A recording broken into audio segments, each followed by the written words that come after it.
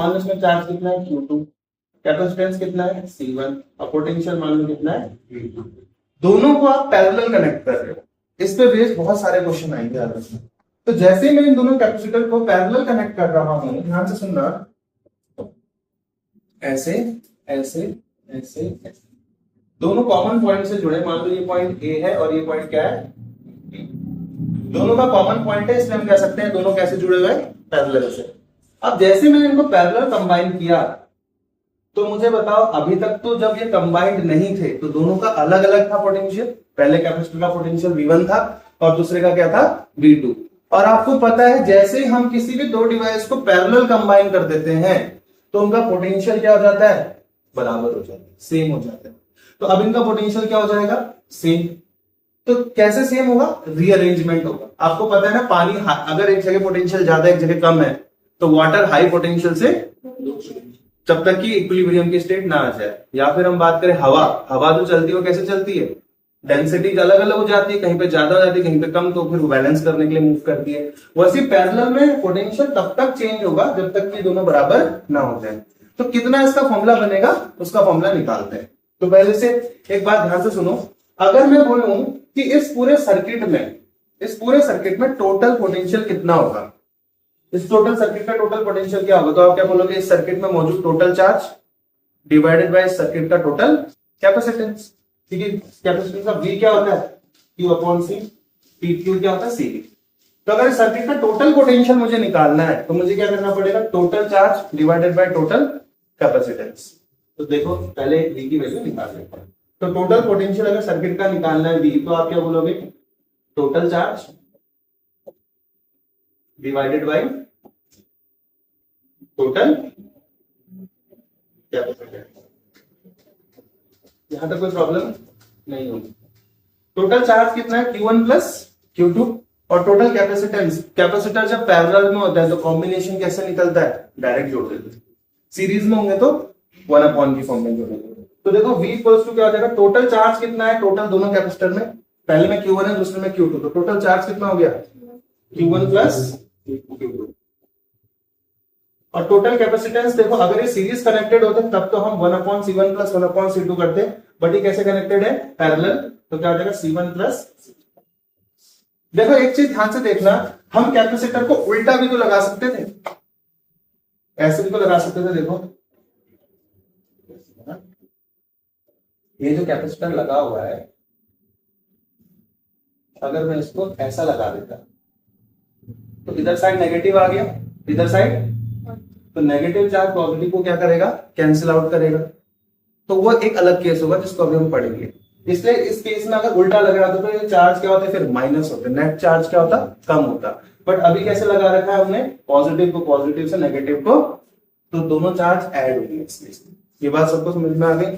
अच्छा Q को क्या लिखा जा सकता है, चार्ज का formula in terms of capacitance end voltage C into V। तो चार्ज का फॉर्मूला होता है C इंटू V, तो Q1 का फॉर्मूला क्या हो जाएगा, C1 इंटू V1, है ना। इसको और एक्सपेंड करोगे तो जो कॉमन पोटेंशियल आएगा वो कितना आएगा, C1 into V1 plus C2 into V2 upon C1 plus. तो ये वो कॉमन पोटेंशियल है जो दोनों के पास हो। समझ में आया। अगर मान लो इसमें पहले पोटेंशियल 10 था V1 में और V2 में कितना था, 20 था, तो अब दोनों को जैसे पैरेलल कनेक्ट करोगे तो कितना आ जाएगा, C1 into 10 plus C2 into 20 upon C1 plus C2, उनकी वैल्यू दी होगी। तो याद रखना, कभी भी दो कैपेसिटर को अगर आपने पैरेलल, चार्ज कैपेसिटर को अगर पैरेलल कनेक्ट कर दिया तो उन दोनों का पोटेंशियल सेम हो जाएगा। और कितना हो जाएगा, इससे निकाल लो, लिखो। तो कैपेसिटर इसको उल्टा लगा देता हूं बस, तो कैसे लगेगा सर्किट, ये इससे कनेक्ट है ना। अब एक कैपेसिटर को बिल्कुल उल्टा लगा दिया, नेगेटिव नेगेटिव नेगेटिव, दरवाजा और खोलो, नेगेटिव नेगेटिव, और इधर क्या होगा फिर बच्चों, पॉजिटिव पॉजिटिव पॉजिटिव पॉजिटिव। इसका कैपेसिटेंस C2, इसका V2 और इसका Q2। अब बताओ क्या होगा, देखो पॉजिटिव और नेगेटिव चार्ज एक दूसरे को कम करना चाहेंगे। अगर दोनों कैपेसिटर बराबर होते ना, CC होता दोनों का कैपेसिटेंस, फिर तो क्या हो जाता, सारे गायब हो जाते, नहीं होते। अभी कैपेसिटेंस अलग अलग है तो नेट चार्ज थोड़ा कम हो जाएगा, लेकिन अगर Q1 और Q2 बराबर हो जाए तब तो चार्ज रहे ना रहे सब गायब हो जाए। अब इसका फॉर्मूला बस क्या हो जाएगा, v इक्वल्स टू, आप पूरा लिखा टोटल चार पॉइंट टोटल क्वेश्चन, v क्या हो जाएगा q1 माइनस q2 अपॉन, लिख लो आपको कुछ भी। अच्छा कोई बच्चा है c1 माइनस c2 मत कर देना, यहाँ पे नेट कैपेसिटेंस तो c1 प्लस c2 रहेगा। एक बच्चे ने पेपर में गलती करी थी उस बार, उसने क्या किया, उसको लगा ये दूसरा केस है तो q1 माइनस q2 होगा, नीचे उसने क्या कर दिया c1 माइनस c2, वो प्लस में रहेगा क्योंकि नेट कैपेसिटेंस तो प्लस ही होता है। तो कितना हो गया आंसर, ये हो गया। इसको और कैसे लिखा जाता है, c1 v1 minus c2 v2 upon c1 plus. अब एक कंडीशन दे रहा हूं, ठीक है मैं आपको, दो बॉडी, एक प्लेट ये है, प्लेट मतलब आपने मेटल की प्लेट खरीद ली मार्केट जाके, बस ऐसे समझ लो, कोई प्लेट है, कोई बॉडी है, मेटल की प्लेट है। इस प्लेट में मान लो चार्ज कितना है Q1, इसी कंसेप्ट पे बेसिक क्वेश्चन है। चार्ज कितना है इसमें Q1, और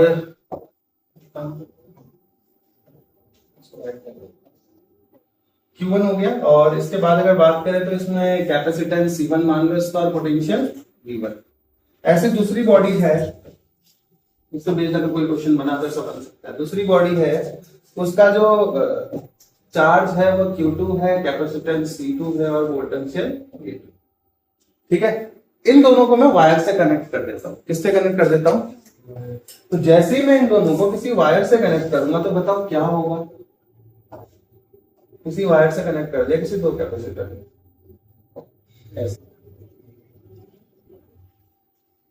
वायर से कनेक्ट करोगे तो क्या होगा, पोटेंशियल अलग अलग है ना, तो पोटेंशियल खुद को क्या करना चाहेगा, बैलेंस करना चाहेगा।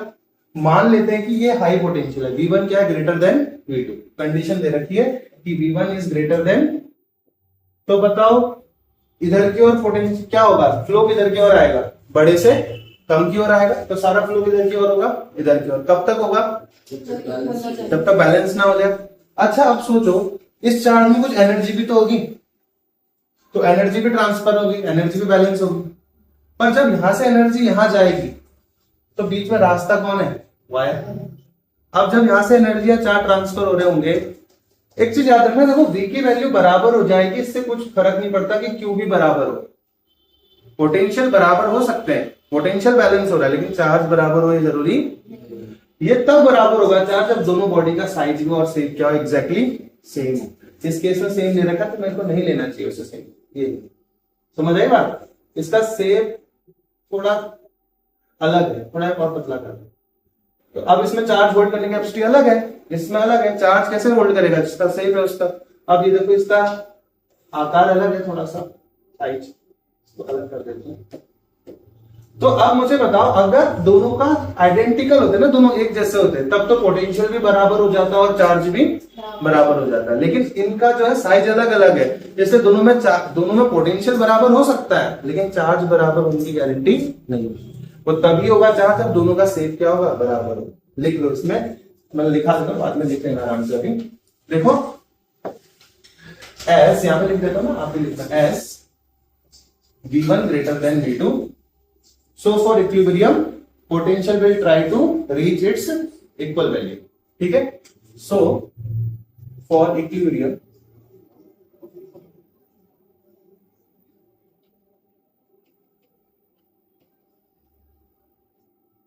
potential we will attain a common value। और ये तो टॉपिक चल रहा है ना, common potential, common value. V क्या अटेन करेगा, एक common value. It is not necessary that charge will also gain the common value. समझ में आ रही बात, it is not necessary, it is not necessary that charge will gain common value. Special case लिखेंगे हम लोग, if size, if two plates are identical, plates या bodies are identical, अगर दोनों सेम है तो क्या अब Q बराबर होगा, होगा। समझ में आ गया ना, then only Q1 equals to Q2। अरे मेरी बात समझ में आ गई, अब मुझे एक बात बताओ, इसकी एनर्जी सारी की सारी कहां जाने वाली है? उधर, लेकिन रास्ते में क्या है? वायर, और वायर का अपना क्या होगा? रेजिस्टेंस। क्या होगा? तो वायर गर्म होने लगेगा और हीट की फॉर्म में वो एनर्जी क्या होगी? लॉस होगी। तो क्या टोटल एनर्जी यहां पहुंचेगी? नहीं, कुछ लॉस हो जाएगा। समझ में आ गया? यहाँ पे लिखेंगे कि वायर का क्या होगा अपना, इस पे बेस्ड एक पक्का आएगा बोर्ड में क्वेश्चन, याद रखिए। वायर का रेजिस्टेंस है, so energy get, so some energy will lost in form of heat. So some energy will get lost in form of heat, right? तो अब कितना एनर्जी बच जाएगी क्वेश्चन पूछा जाएगा, ठीक है ना? तो हीट लॉस कितना हुआ ये आपसे पूछ लेगा। तो हीट लॉस, पहले बताओ, पहले कैपेसिटर में कितनी एनर्जी थी? What is the energy on first capacitor? What is the formula of energy? Half CV square. कोई पहले कैपेसिटर की energy half C1 V1 square. दूसरे की कितनी एनर्जी होगी बताओ? ये तो टोटल एनर्जी है। इसमें से कौन सी एनर्जी माइनस कर देंगे? जब इनका कॉमन पोटेंशियल अचीव हो जाएगा तो वो कॉमन पोटेंशियल जो आएगा वो क्या आएगा? कुछ लॉस होने के बाद। तो कितना होगा कॉमन पोटेंशियल? लिखो माइनस हाफ C1, अब कॉमन पोटेंशियल क्या आ जाएगा? V, तो half C1 V square plus half C2, क्या हो जाएगा ये? आप बोलोगे सर ये हो जाएगा half C1 V square plus half C2 V square. और ये कॉमन पोटेंशियल कहां से निकालोगे? तो आप बोलोगे सर आपने फॉर्मूला बताया कॉमन पोटेंशियल। समझ में आ गई ना बात? तो इस तरीके से इन क्वेश्चंस को किया जाएगा। हालांकि मैं क्वेश्चंस तो कराऊंगा तब और क्लैरिटी हो जाएगी। देखो बच्चों, क्वेश्चन क्या कह रहा है? दो कैपेसिटर है C1 और C2। कैपेसिटेंस का फॉर्मूला क्या होता है? C equals to Q upon V होता है। अब ध्यान से सुनो, C1 को भी कितना पोटेंशियल दिया? 300। C2 को भी कितना दिया? 300। और आपको पता है C क्या होता है? Q upon V। यानी C1 को भी पोटेंशियल V मिला है और C2 को भी पोटेंशियल कितना मिला है? तो फिर ये अगर पोटेंशियल सेम है तो C1 और C2 अलग अलग क्यों आ रहे हैं? क्योंकि इन पे चार्ज अलग अलग है। अगर चार्ज भी सेम होता फिर तो C1 C2 बराबर होते ना, पर C1 C2 बराबर है क्या? एक 2 है और एक 4 है। इसका मतलब सवाल ने पोटेंशियल तो कॉमन दे दिया, लेकिन चार्ज क्या होगा? और वैसे भी पैरेलल कॉम्बिनेशन में चार्ज क्या होते हैं? अलग अलग। तो आपका पहला टारगेट है Q1 Q2 निकालना। आपको चार्ज मिलेगा तब जाके आप कुछ कर पाओ, क्योंकि देखो चार्ज दोनों में क्या होने वाले हैं वैसे भी अलग, क्योंकि ये पैरेलल कॉम्बिनेशन है। समझ आ गई बात? है ना? Q1 कितना होगा? C1 इंटू V इजी तो है। कैपेसिटेंस कितना है? 2 माइक्रोफैरेड, तो 2 इंटू 10 की पावर माइनस 6 इंटू 300 यानी 3 इंटू 10 की पावर 2। 100 को क्या लिख सकते हैं? 10 की पावर 2। 100 ही तो होता है। 100 है ना, 2 जीरो है तो 10 की पावर कितनी है? 2 है ना? माइनस 6 प्लस 2 माइनस 4 हो जाएगा और 2 3 क्या हो जाएगा? 6। तो Q1 कितना आ गया? 6 इंटू 10 की पावर माइनस, यही आएगा। और Q2 निकालोगे तो क्या होगा? C2 into V। C2 कितना है? 4 इंटू 10 की पावर माइनस 6 इंटू 3 इंटू 10 की पावर 2। तो 4 12 4 3 12। तो Q2 इतना ही आ रहा है बच्चों, 12 इंटू 10 की पावर माइनस 4। माइनस 4 कॉमन है, जोड़ देना दोनों। Q1 प्लस Q2 को जोड़ देना। बात समझ में आ गई ना? बस यहां से आंसर आएगा, जोड़ के देखने। इसके बाद क्या पूछा था इसमें? एनर्जी पूछी है। तो एनर्जी क्या होता है? आप C1 कितना आ रहा है एनर्जी बताओ? एनर्जी आ रहा है 0.27 जूल। ये आ रही है। तो टोटल एनर्जी कितनी आएगी बताओ? आप बोलोगे सर टोटल एनर्जी होगी, एनर्जी टोटल एनर्जी कितनी होगी? Half C1 V square plus half C2 V square. देखो हाफ और V स्क्वायर तो कॉमन है, अंदर क्या बच गया? C1 plus C2। और ये पैरेलल कॉम्बिनेशन है, 4 प्लस 2 6। C2 4 है, C1 2 है, तो C1 प्लस C2 6 और V कितना है? 300। तो 300 का स्क्वायर कितना हो जाएगा? 9 की पावर 4। देखो इसको क्या है, यहां देख लो 1/2 बी कितना है बेटा 300, तो 300 इंटू 300 और कैपेसिटेंस कितना हो जाएगा इंटू 6 इंटू 10 की पावर माइनस 6। ठीक है, 6 फेराड नहीं है 6 माइक्रो फेराड है, तो कितना हो जाएगा 3, तो कितना आएगा 27 इंटू 10 की पावर 4 इंटू 10 की पावर माइनस 6, तो कितना हो जाएगा 27 इंटू 10 की पावर माइनस 2, जिसको हम क्या लिख सकते हैं 0.27। समझ में आ गया।